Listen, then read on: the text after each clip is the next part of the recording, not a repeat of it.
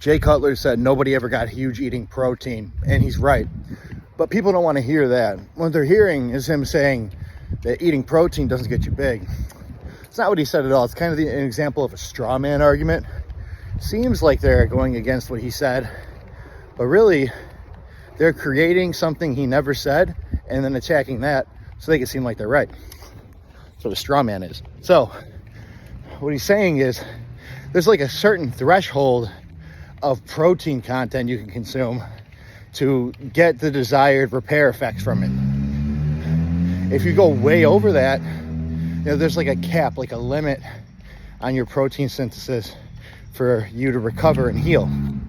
So what he's saying is that you eat enough protein to reach the threshold, but that alone is not enough calories to get the body to grow.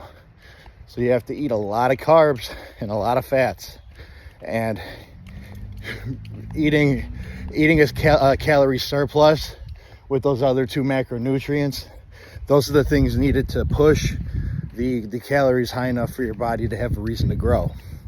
So that's kind of what he's saying right there. And people, they debate quite a bit on how much is the ideal amount of protein you should be consuming. Generally speaking, like no matter what phase you're in, usually a 1 gram per pound of lean mass. I kind of just go by pound that I weigh.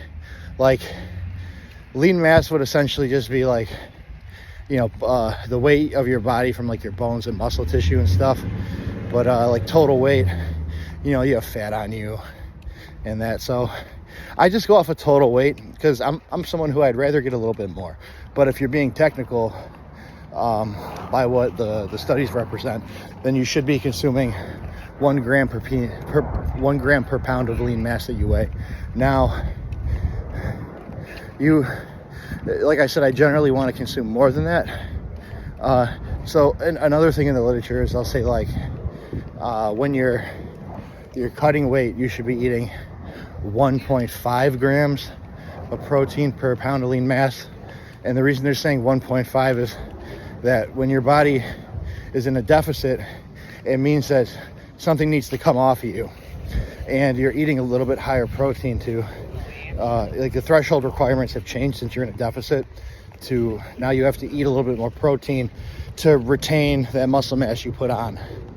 So like if you cut a bunch of weight, and people often do this, they'll do like some kind of fad diet that doesn't have any protein in it really, and like they'll lose weight, but the problem is that quick weight loss they're getting, it's not just fat coming off, there's also muscle as well. That's what's making it seem like you're getting big jumps in numbers on the scale.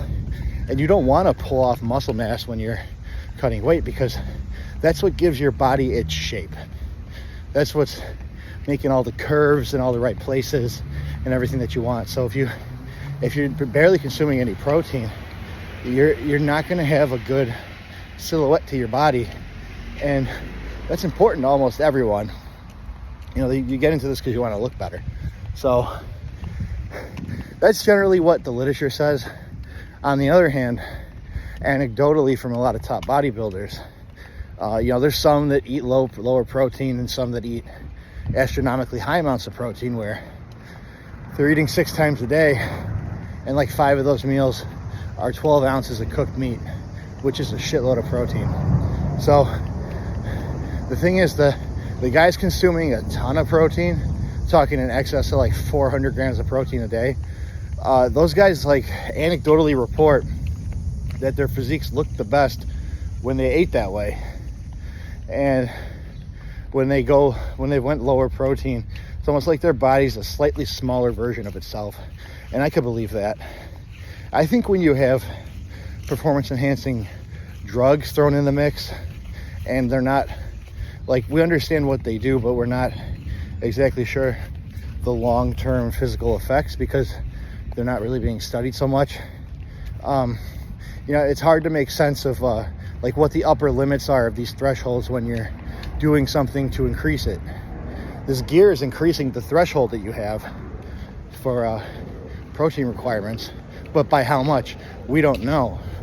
So with that being said, it could be much higher, and I tend to want to out of my own bias, I want to go along with what these top bodybuilders are saying, opposed to just the literature, because the literature starts out with basic questions and then branches out more advanced as they do more and more studies, and eventually you have a full comprehensive understanding of everything. However, I think we're many years away from that, just due to how hard it is to structure a diet or a study like this, because you have individual genetic factors that vary. You have individuals like, are they self-reporting these numbers? Do you have them locked in a lab and you're dishing all this food out yourself? How do you exactly know? And are these individuals being completely honest with what they're doing? And do you have a large enough sample size? Because if you're going to do it right, they pretty much need to be locked in a lab. And you need like well over 500 people to be a sizable enough sample to where people want to give merits to your claims. So like we have a base, like with all that said, we have a base understanding of like what we for sure know. And what they for sure know is that you get better results out of 1 gram of protein per lean pound that you weigh. And they've shown that you get better results from cutting weight when you're eating 1.5 grams of protein per pound of lean body weight. So when you factor all that in, that's like kind of, in my mind, that's kind of like the start of where we are. Like those things are like the definitive proof of what is true, but we don't know how far the truth extends. Does that make sense? We don't know how far the truth extends with this. And they probably will do more studies well into the future where they could better pinpoint the accuracies of a lot of this anecdotal stuff bodybuilders do. What I will say is throughout the years, there's been things that bodybuilders have done where they tried it, stuck around for a while, maybe it was a fad, dropped off, but over time they've parsed all these things out to where there's like a pretty definitive roadmap of the right things you should be doing as a bodybuilder. And when people are at the top of the game, top of the world in this athletic pageant of how great you can make your body look, how big it could be, how symmetrical. When you have a contest like that, like these are the individuals that if anyone would have an understanding of how to manipulate the body, it would be them. And there's a ton of them.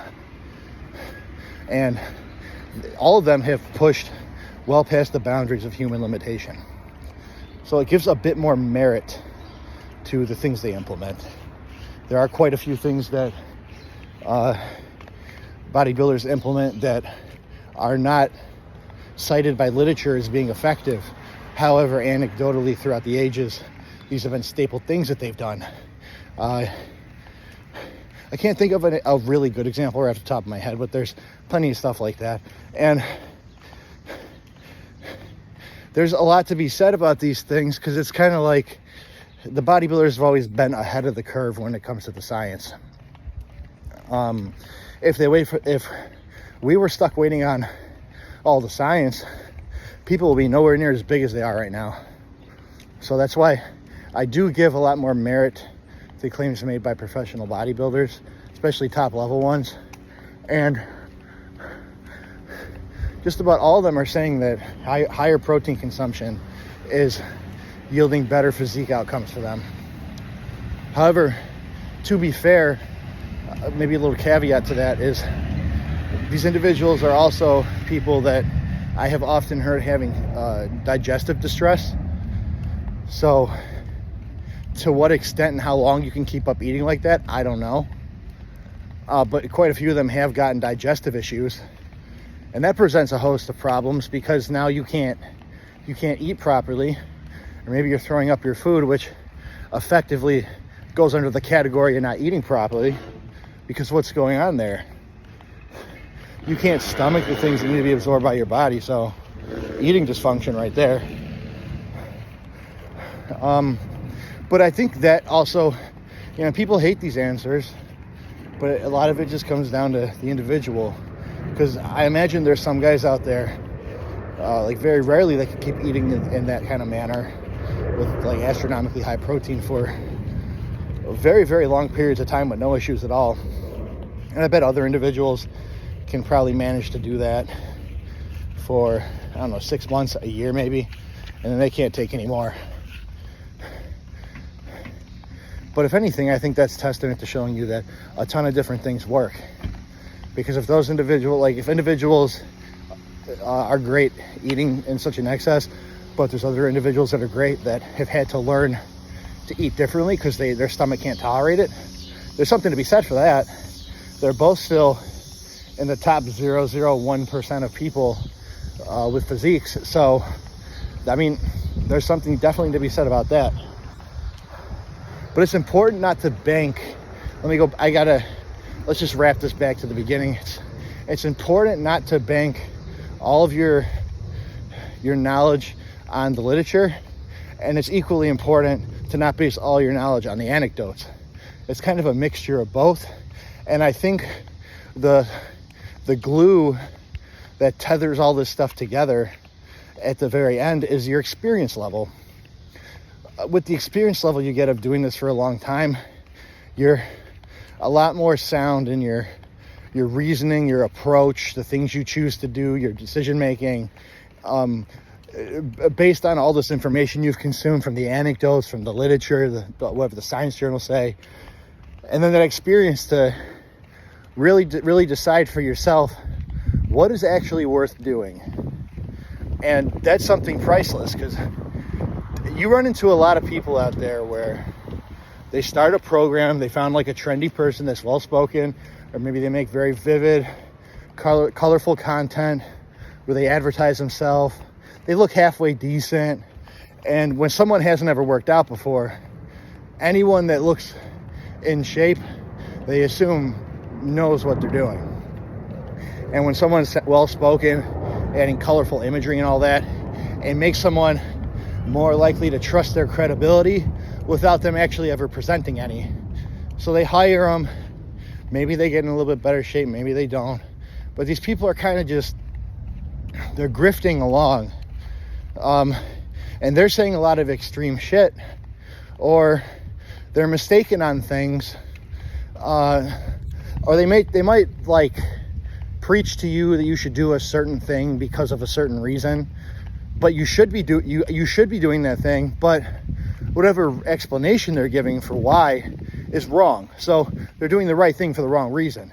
And it's tons and tons of shit like this that gets spread all around. It's like they put it in a blender, blended up all this, I guess, misinformation, if you want to call it that, and then pour it into the public.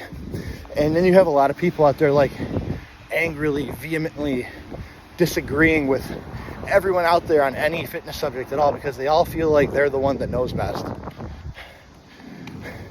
And it makes a big mess of things, because a lot of things work. Not everything works, but a lot of things work. And some things work to different degrees for different people. And that's very frustrating to accept, and people don't want to. So you run into a plethora of issues in all those regards. But I think it's important to just take a little bit of knowledge from everywhere and then use your experience to glue the knowledge together and put it into practice. I think that's how you end up with something not just unique, but also very rewarding at the end of the day with the effort you're putting in. Like right now, for instance, I'm bulked up. You can see here, like, I look like I lift, but I'm a bit chubby right now. An average person might see me and they're like, wow, that guy's huge. Bodybuilder might see me and say, wow, he's fat and not big enough. And at the end of the day, I know that the rate of growth I've achieved for myself is far greater than most around me, because I consistently do the same things every day to the highest level of effort I can.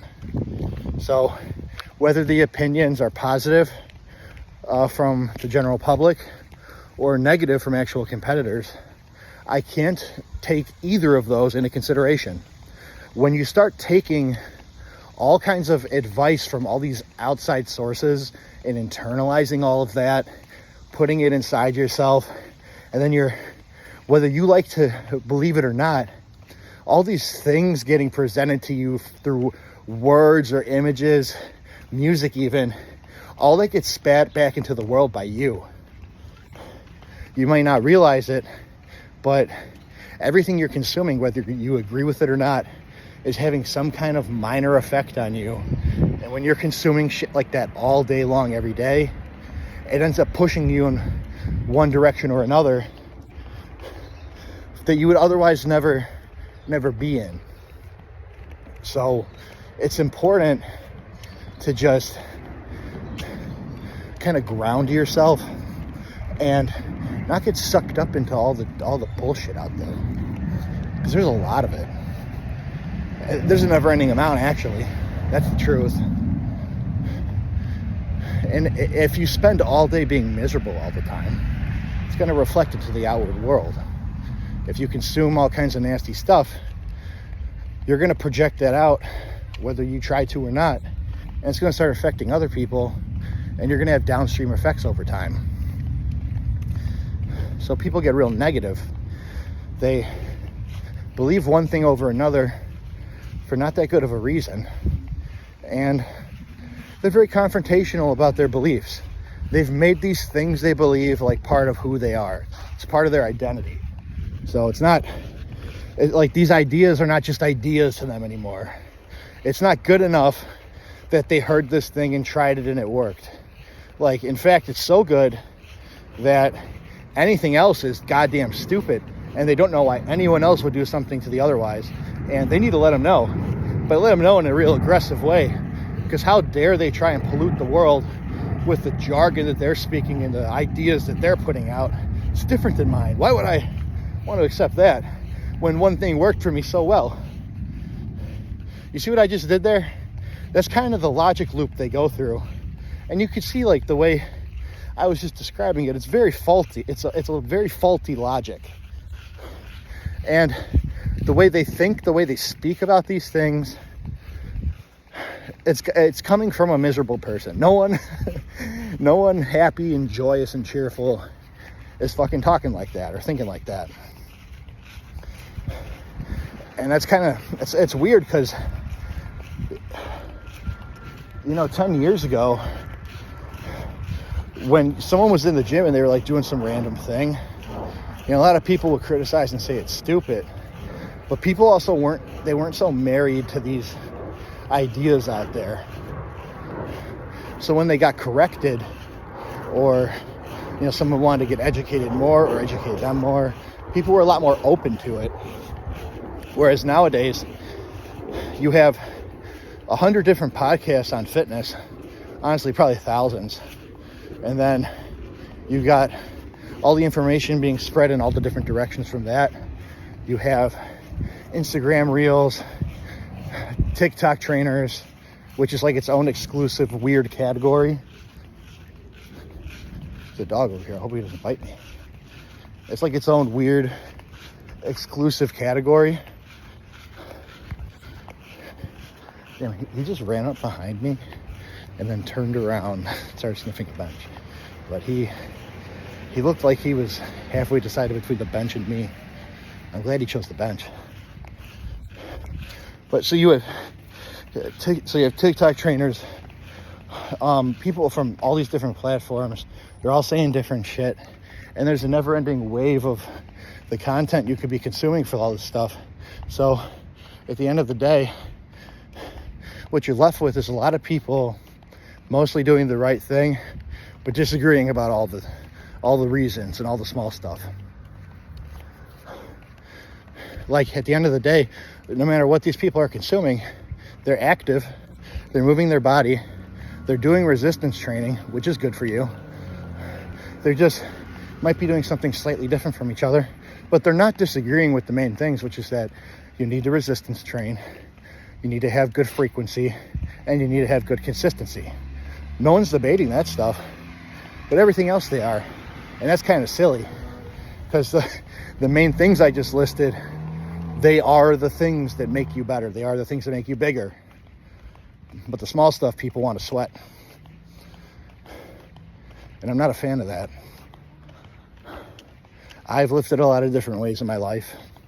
People around me have lifted a lot of different weights in their life. Some have stayed the same. And what I've noticed is the people that stay the same, it's because they've been doing the same stuff for 10 years.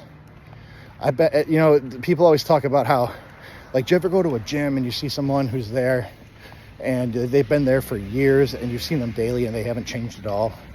It's like, yeah, well, I've had that experience multiple times in multiple different gyms because I've been doing this for almost like a decade and a half now, like 16 years. So I've seen that story play out a bunch of times. The common thing with all of them is they're doing the same stuff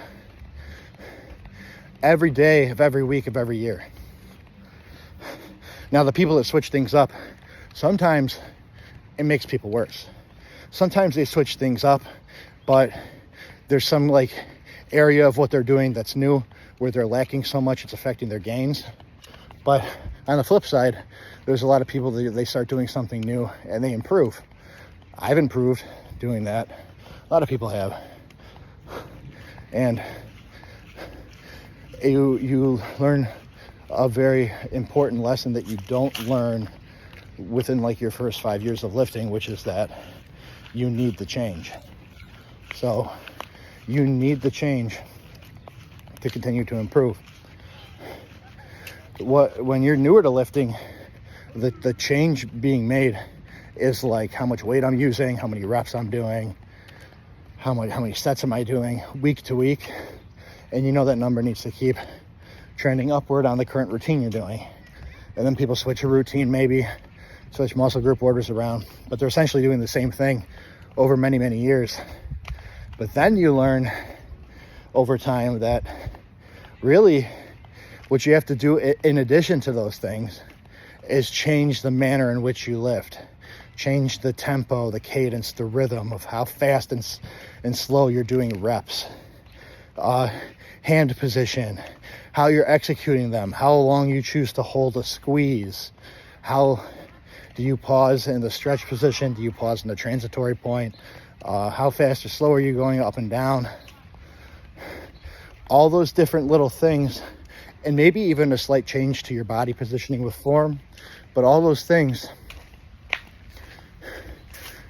go into making you bigger and better than ever on the large scale.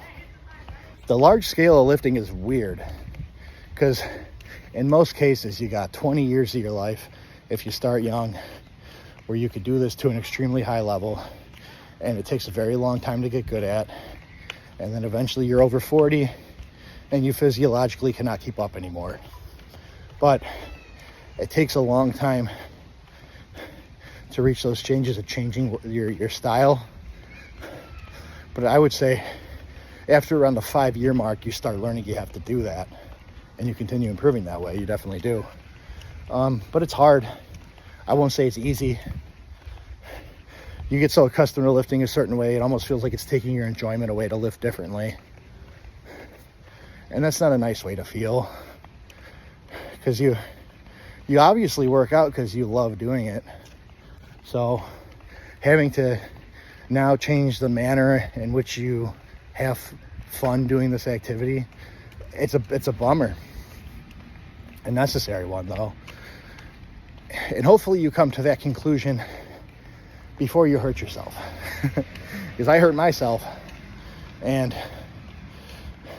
it's not like I don't want to say I did not come to that conclusion. It wasn't like I thought I needed to lift the same way perpetually to keep improving.